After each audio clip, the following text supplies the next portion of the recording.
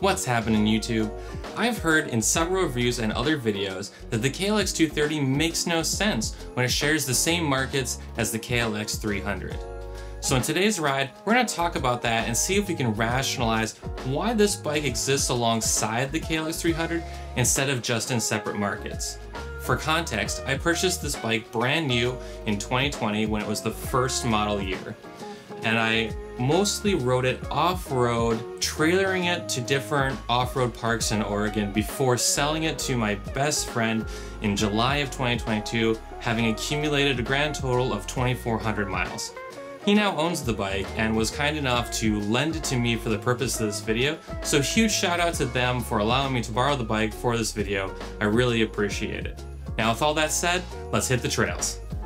Okay, well, we're right at the trailhead for number 51. I haven't ridden this trail in quite a long time, and I haven't ridden this bike in quite a long time, so I'm really curious to see how it goes, especially because this bike now has a set of Honda K270 tires on it, which I have never ridden off-road. I bought them right before I ended up selling the bike to my bestie, so I have no idea what these are going to react like off-road. I hope they're better than the stock tires, but looking at the tread pattern on the front tread, I'm not convinced they're going to be, so we're just going to see how it goes.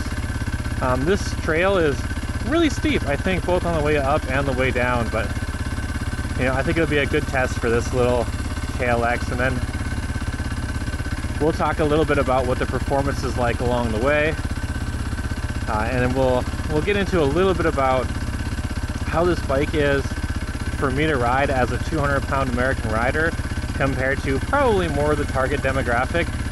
And then I want to jump into who is this bike really made for and why does it exist in lieu of things like the KLX 300. So with that, let's get into this trail.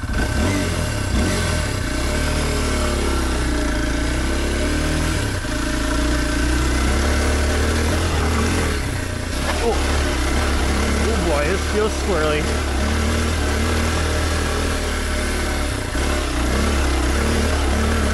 Nice.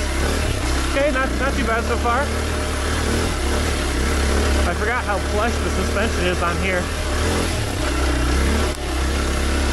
Oh, nice and smooth.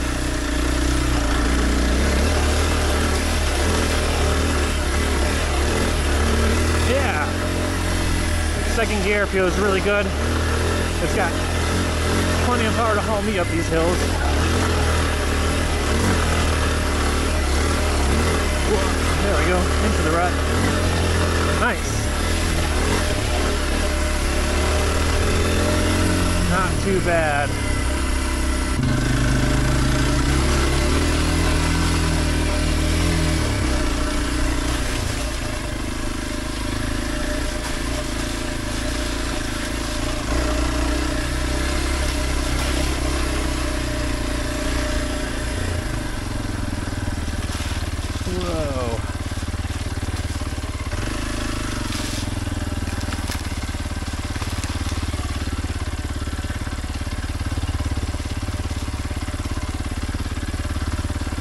Okay.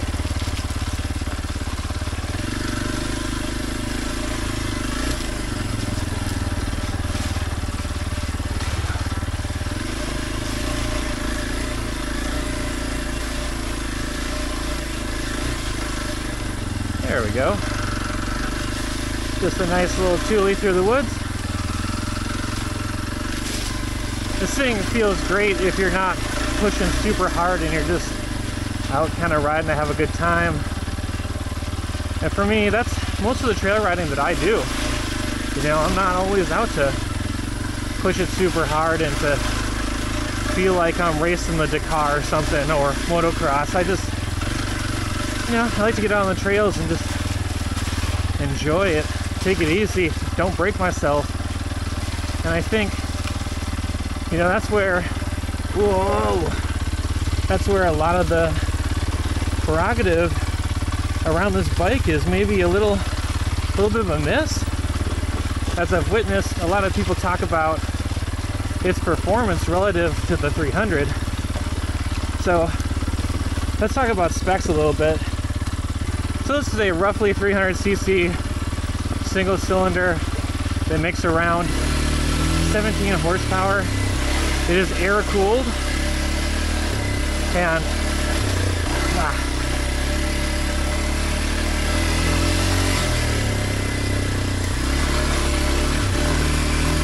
yeah, so it's air cooled, doesn't make a crazy amount of horsepower, but honestly for off-road it makes more than enough. Like, I don't really feel myself wanting for power on this bike a whole lot when I'm in this kind of situation with trails, just because, like, again, for the purpose of this bike, I'm not riding that hard. I'm not riding like, you know, like this is the Dakar.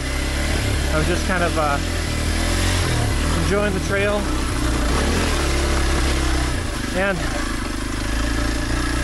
whew, buddy, there we go.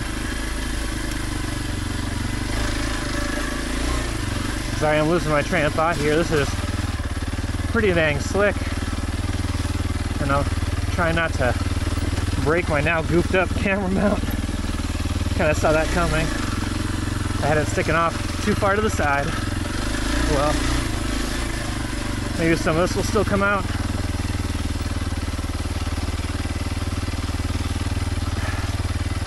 But yeah, it's got a good amount of ground clearance and a good amount of suspension travel. But as you might be able to tell, the suspension is very plush. And it feels great on the street, but not as amazing off-road, because you can bottom it out really easy and it doesn't have the precision of handling that I would like. It's pretty squishy. It also has an odd size tire combo. Like, it's not quite full-size dirt bike dual sport. It's a little bit odd. I'm gonna stop right here for a second, take a look at this camera mount, and we'll get back into the discussion. Should be the continuation of 51. All right. Now, I haven't been on this part of this trail before. I've done that first part, so this ought to be pretty interesting.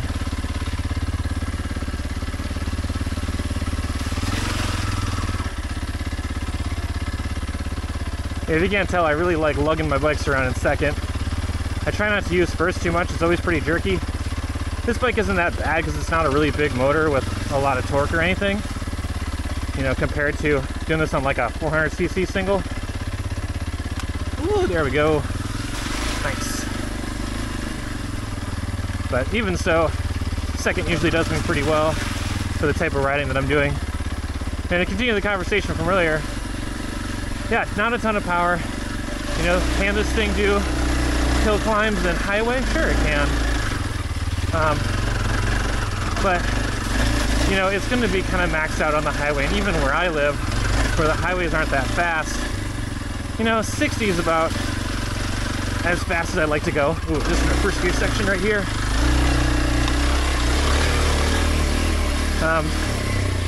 It's not the most ideal.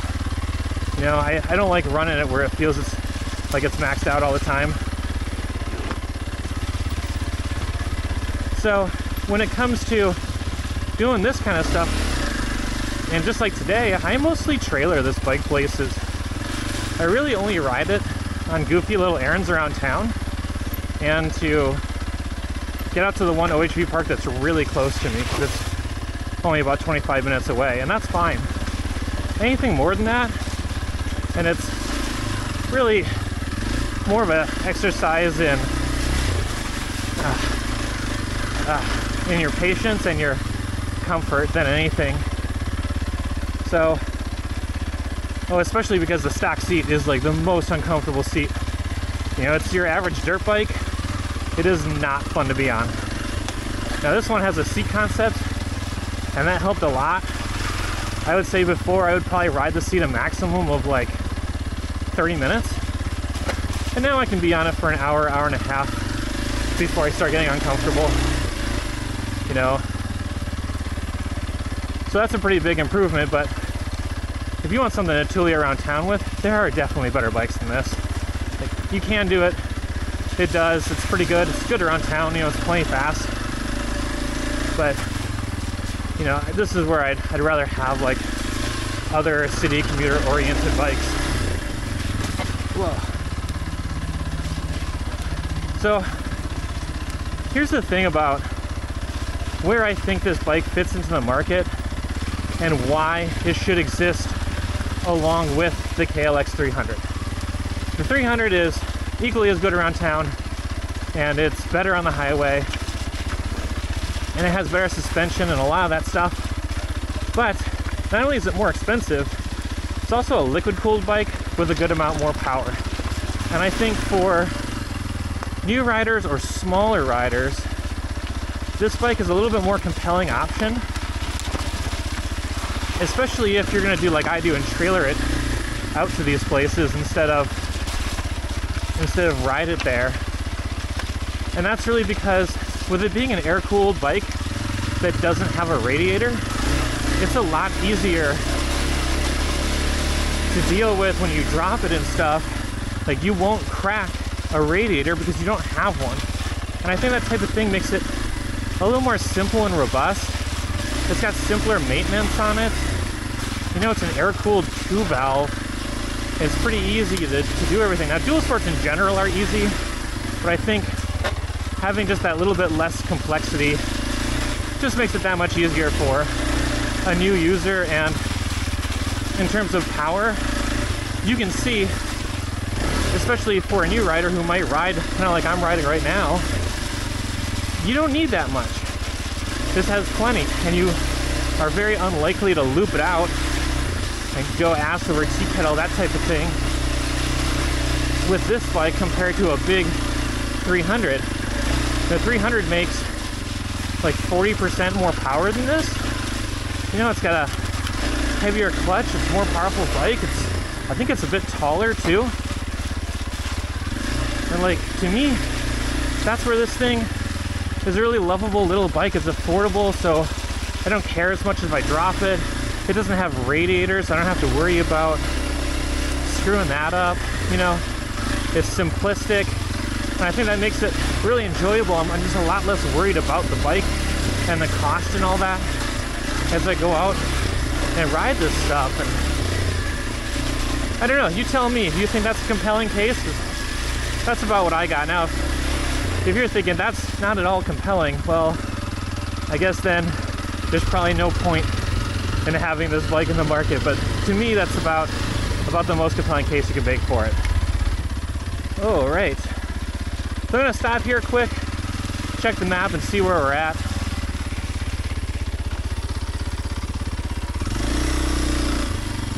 Whew. Okay, so we're gonna do one more section of this trail. Now, if you keep going and you go to the right, it goes to a Black Diamond section, but to the left is an intermediate that goes up a hill and back to the main road. So we're gonna take the hill back up to the main road and then go from there.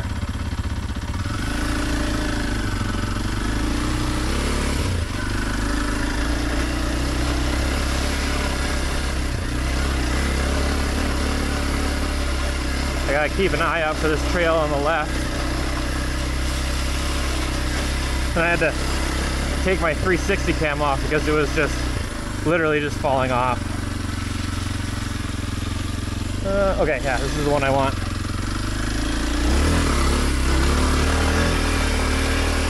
Oh, I probably could have second geared that, but whatever. Here we go. In second.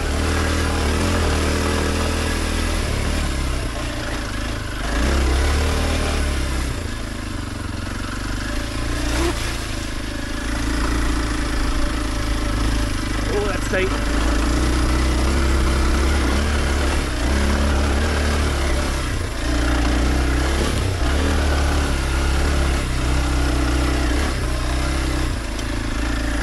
Now we're gonna go to first here because that is tight. I forgot how light and easy to ride this thing is. Like, this is a great bike for someone who's just starting out.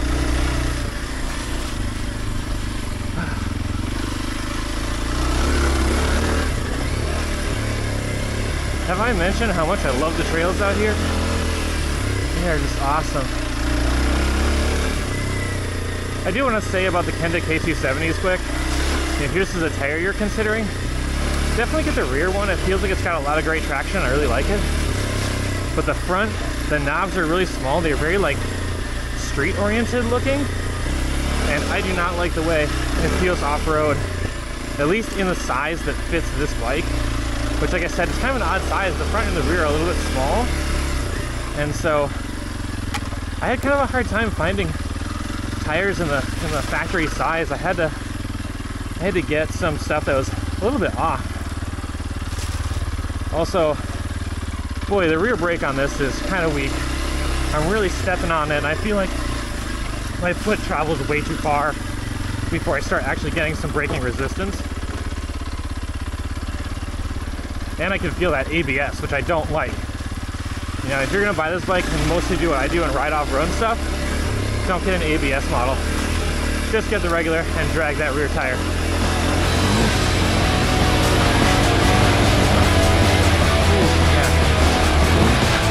That bombed out super hard there.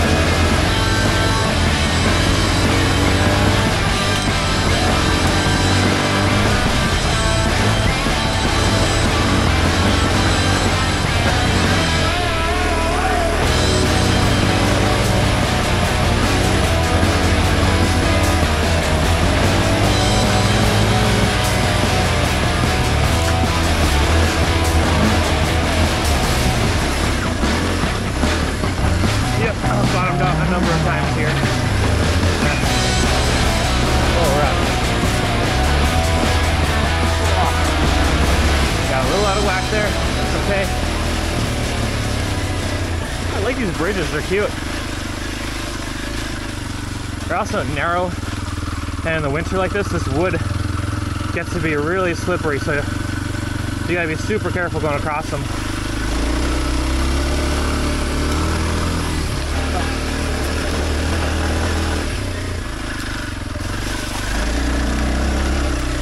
Watch out for the big rocks. Whoa.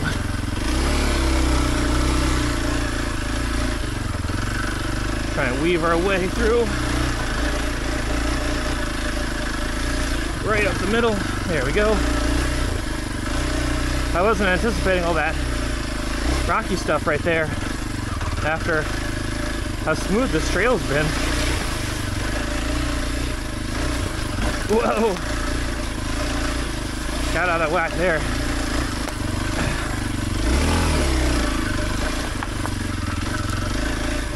I'll tell you, I do not like that front wheel over this. Or not front wheel, I don't like the front tire, I mean.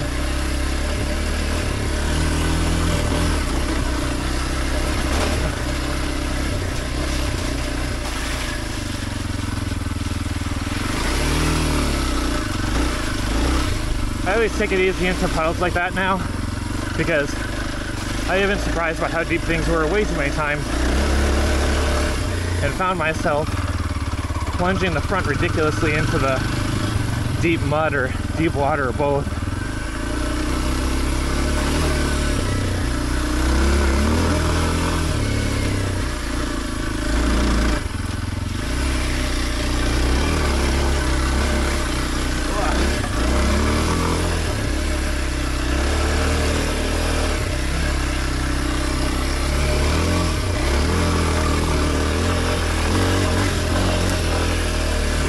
Okay.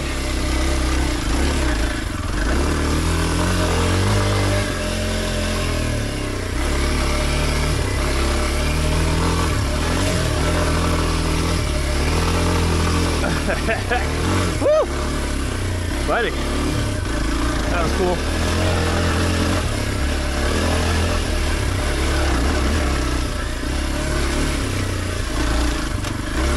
And down into first again. Yeah, this is steep. See, on the map, this didn't look... Ooh, at first I hit you till accident. I just felt my toe catch the shifter. Yeah, on the map it did not look this curvy towards the end. I thought just the beginning was going to be, so that's actually a really cool surprise. What a great spot to film.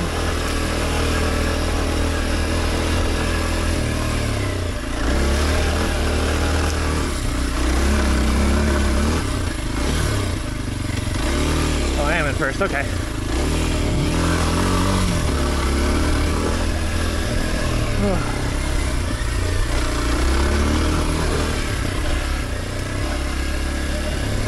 Nice. This is a sick trail. Is that frost on the ground? Oh man, it is.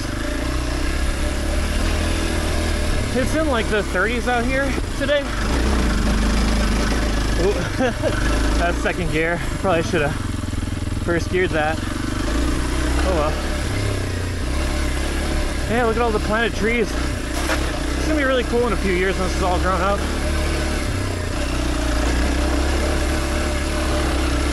I hope you guys can see from the video that like these are pretty decent trails, and like this bike is more than capable and it's a lot of fun. I think if you're experienced and you like to ride faster and you want something with really good handling that you can push, this is probably not the bike, right? Get the 300. Spend the extra cash on it, you'll be happy, and you'll get that extra highway road performance. But if you're tight on cash and you're brand new and you really just want to like learn to ride and stuff, get one of these. The 230 is a great option, you know. But you also have to kind of be okay with just knowing that in a few years you'll probably want to upgrade. Then you'll have to sell a bike, whoa, and buy another one. And for some people, that's kind of a deal breaker, and for others, they'll spare the expense to have something a little simpler to like learn on. And I totally understand that.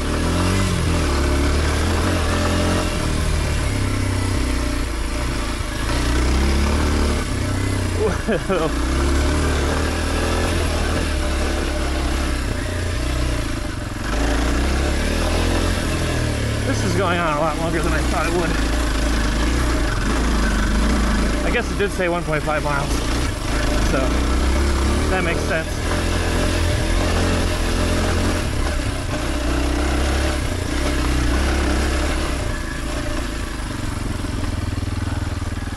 Okay, let's get out over the back. Over the back. Always want to make sure you're shifting that weight back. There we go, here's the road. Okay. Okay, I think that's going to be it for this one. So we're going to wrap this up in the studio. I'll see you there. Before we end the video, I want to say thank you so much to everybody who watched in 2023. It really does make a big difference to me, and I sincerely appreciate it. Also, we're nearing the 1,000 subscriber mark, so if you haven't yet, please subscribe, and I hope that we hit that early in the new year. Lastly, happy holidays to everybody watching out there. I hope you have a safe and wonderful holiday season, and I'll see you in the new year. Cheers.